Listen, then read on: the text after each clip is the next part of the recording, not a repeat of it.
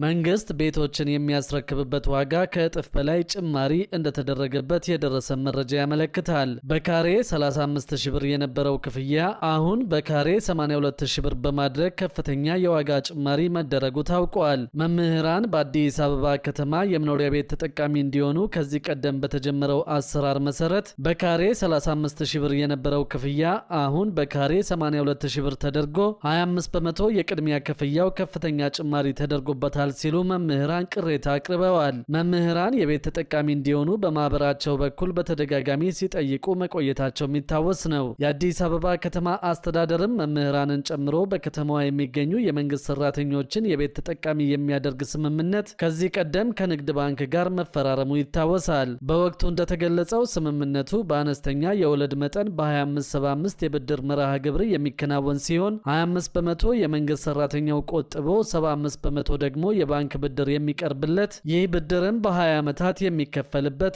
እንደሆነ ተገልጾ ነበር። መምህራኑ በወቅቱ ስምምነቱ ጥሩ ቢሆንም 25 በመቶ የመቆጠብ አቅም የለንም ብለው የነበረ ሲሆን ከንቲባ አዳነች አቤቤ በሰጡት ምላሽ መቆጠብ ለማይችሉት የኪራይ ቤት ገንብቶ ለመስጠት እየተሰራ ነው ሲሉ ገልጸውም ነበር። በዚህ መሰረት መምህራንን የመኖሪያ ቤት ተጠቃሚ ያደርጋል በሚል በወጣው መመሪያ መሰረት እያንዳንዳቸው 110 አባላትን የያዙ 60 ማህበራት በከተማዋ ተደራጅተዋል። ቦታው ተለይቶ ከተሰጠን ወዲህ አንዳንድ ኮንትራክተሮች የተወሰነ ግንባታ ጀምረው ነበር፣ የተወሰኑት አልጀመሩም። ነገር ግን መጀመሪያ በካሬ 35000 ብር የነበረው ክፍያ አሁን በካሬ 82000 ብር ሆኗል በሚል ከፍተኛ የዋጋ ጭማሪ አደረጉብን ብለዋል። በወቅቱ የነበረው በካሬ 35000 ብር ነበር። ከከፈልም በኋላ ሲጓተት ቆይቶ ከወር በፊት ግንባታውን ጀመሩ። ነገር ግን በኋላ የአዲስ አበባ ሳይንስና ቴክኖሎጂ ዩኒቨርሲቲ ጥናት አጥንቶ በካሬ 82000 ደርሷል በመባሉ 3 ሚሊዮን የነበረው ውል ወደ 9 ሚሊዮን ከፍ ማለቱን ገልጸዋል። በዛ ላይ ባንክ ያመቻቸልን 75 በመቶ ብድር ወለድ 14 በመቶ ነው በመባሉ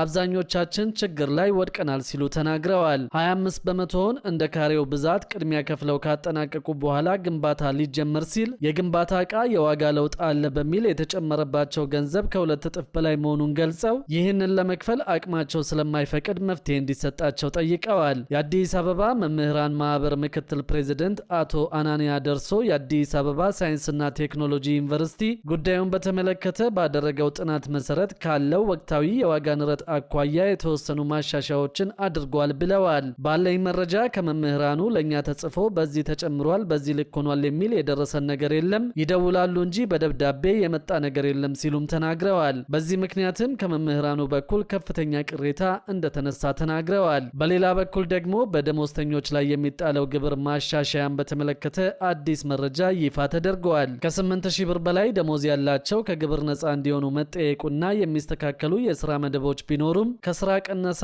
እንደማይኖር ታውቋል። ደሞዝተኛው ማህበረሰብ ከከፍተኛ የኑሮ ውድነት ጋር ተያይዞ የሚደርስበትን የኢኮኖሚ ጫና ለመቀነስ መንግስት በደሞዝ ላይ የሚጥለውን የግብር መጠን ሊያሻሽል እንደሚገባ ፕራግማ ካፒታል የተሰኘው ድርጅት ገለጸ።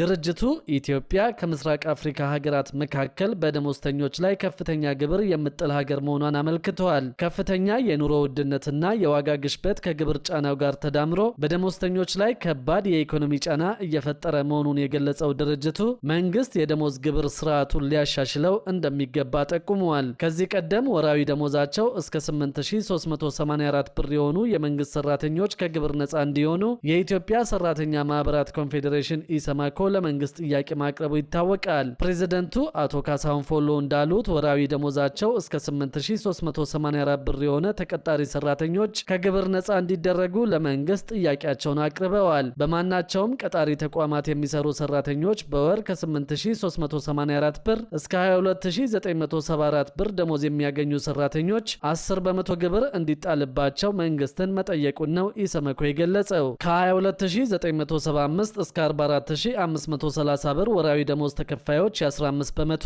ከ44531 እስከ 72336 ብር የሚከፈላቸው ደግሞ 20 በመቶ እንዲሁም ከ72337 እስከ 107449 ብር የ25 በመቶ ግብር እንዲጣልባቸው ኢሰመኮ ጠይቀዋል። ከ107450 እስከ 150107 ብር ድረስ የሚከፈላቸው ሰራተኞች 30 በመቶ ግብር እንዲሁም 150108 ብርና ከዚያ በላይ የሚከፈላቸው ተቀጣሪ ሰራተኞች ደግሞ 35 በመቶ ግብር እንዲከፍሉ ለመንግስት ባቀረበው ባቀረበው ደብዳቤ ኢሰመኮ መጠየቁ ተገልጿል። ከዚሁ ጋር በተያያዘ የኢትዮጵያ መንግስት አገልግሎትና አስተዳደር ፖሊሲን መሰረት ያደረገ የተናበበ ተቋምና ተቋማዊ አደረጃጀት መፍጠር ላይ ትኩረት ያደረገ ውይይት አካሂደዋል። የሲቪል ሰርቪስ ኮሚሽን ኮሚሽነር ዶክተር መኩሪያ ኃይሌ እንደ ሀገር ተቋማት ካፈጣጠራቸው ጀምሮ አደረጃጀታቸው በደንብ ተፈትሾ የተቋቋሙበትን ዓላማ እንዲያሳኩና ጠንካራ ተቋማት ሆነው እንዲዘልቁ አድርጎ መመስረት እንደሚገባ